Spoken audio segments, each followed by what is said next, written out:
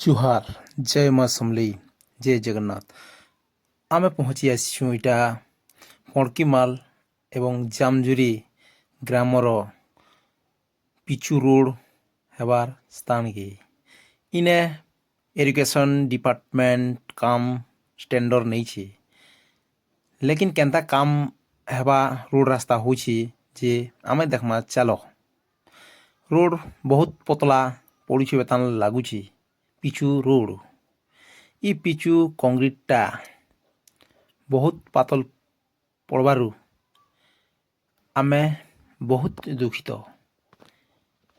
ଆଉ ଜାମଜୁରି ଆଉ ପଣକିମାଲର ଯିବାର ଆସିବାର ଲାଗି ବହୁତ ରୋଡ଼ ଖରାପ ହେଇଯାଇଥିଲା। ସେଟା ଫେର ରିପେୟାରିଂ ଚାଲିଛି। ଇ ରିପେୟାରିଂରେ ଭଲସେ ରିପେୟାରିଂ ନାଇଁ କରିବେ ବୋଲେ କେନ୍ତା ହେବା କମେଣ୍ଟ ସେକ୍ସନରେ ଆପଣମାନେ ଜଣେଇଦେବେ।